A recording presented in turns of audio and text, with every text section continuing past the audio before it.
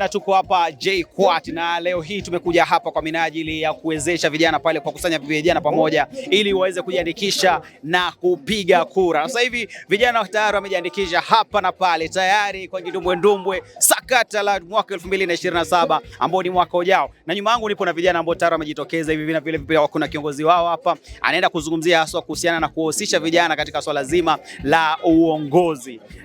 Habari gani? Niko salama. Jina ni Mwai na leo tumefika hapa JKUAT.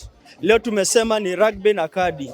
Leo tuko na timu yangu yenye mimi na support inaitwa Starion Rugby.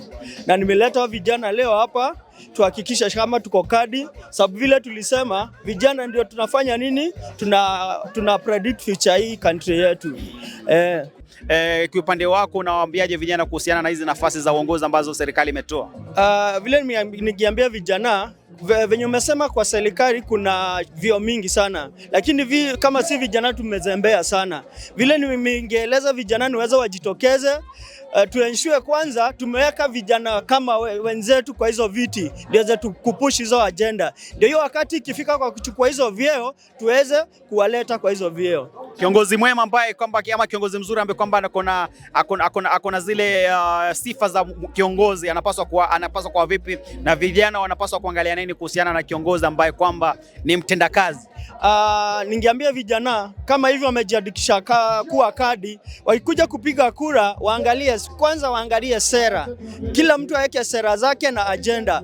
Ndio wakisoma hiyo pia manifesto yake waangalie kwanza huu kiongozi ametuahidia vijana atawafanyia nini. Hiyo ndio ningesema waangalie manifesto na agenda ya kila kiongozi. Asante sana kiongozi. Labda nije sasa upande wenu. Ningependa kuuliza kwamba kuna dhana kutoka kwa viongozi ambao sasa hivi wako mamlakani ya kwamba vijana hawana mwelekeo na kwamba vijana tu wanachukua kura tuko kadi nini na nini, lakini tu mwisho wa siku kufanya maamuzi ya kupiga kura wataweza tu kupewa mlungula kidogo na kuwe na mgawanyiko. Unalizungumziaje swala hili? Concerning that, ningependa kuambia generation yetu sikaya wale wenye walikuwa easily manipulated na easy money. Unaona? So tunaangalia the big goal. The big goal ni maisha mema. Kwa sababu hauwezi nipea 500 leo unitese miaka 5. Unapata? So meaning kwa kila mwaka nitakuwa na hiyo 500 itakuwa imesimamia kila mwaka unanitesa. I'll have to think deep about it na I'll have to make like sina options easy. I'll just have to make the wisest decision cause wewe mwenye unanihonga na nikuchague, meaning haujiamini sera zako at first, ndio.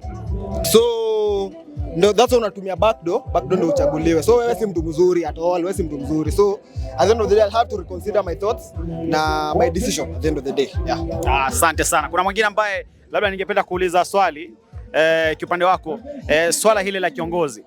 Ikifika mwaka ujao mwaka 2027, ni kitu gani ambacho kwamba utaangalia kwa kiongozi ili uweze kuchukua kura yako uende utumbukize kwenye debe? Mimi nitaangalia nini kenye ameahidi atatufanyia na kama anakaa mtu wa ukweli wa kutufanyia. Hivyo. Ukweli utakuwa unatumia njia gani kuangalia kwamba wewe ni mkweli? Manifesto ndio itaongea tu.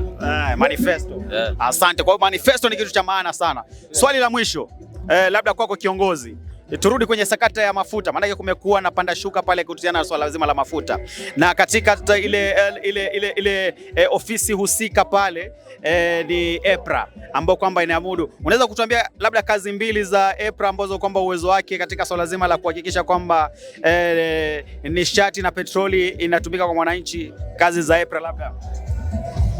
Kitu ya kwanza, mtu akipewa kandarasi anafaa kujua ni nini naletea nchi yangu. Kumaanisha kama unaleta bidhaa kwa nchi yako ni kitu hata wewe utakuwa unaweza tumia, si ndio? Kitu ya kwanza unafaa kujua hii kitu inafaidiaje watoto wangu, kitu ya kwanza familia yangu itabenefit aje kwa hii nini.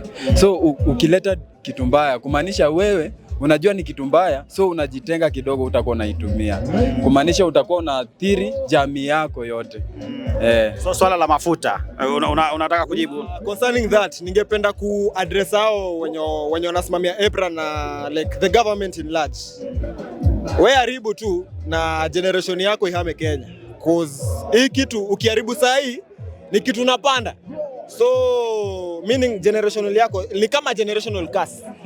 Si wewe inaweza kosa kukuaffect kwa sababu you have the finances, you have like everything yenye itakulinda wewe as an individual, but deep down fikiria mbele, ufikiria wenye unaacha nyuma na wenye wanakufuata, the youngins wenye uko nao, unaona? Hao ndio watakuwa affected kwa sababu hatuwezi haribu uchumi leo alafu tu expect uchumi kesho ikuwe mzuri ama next year ikuwe mzuri. Haiwezi. So like think deep. Every decision una make ikuwe inajali generation, unaona? Because the only thing tunafanya try ku preserve well-being ya the next generation, not us. Sisi already wenye walikuwa walishaharibu, so tunajaribu ku preserve the well-being ya the next generation. Nice one. Tukimalizia, una describe vipi siasa ya Kenya? Tukimalizia tu kwa maneno yako wewe mwenyewe. Dirty, disgusting, childish. Ndio. Yes, bwana, bado tupo kitaa, bado tupo JKUAT hapa. Bado tunapiga gumzo moja kwa moja na vijana. Mambo vipi bro?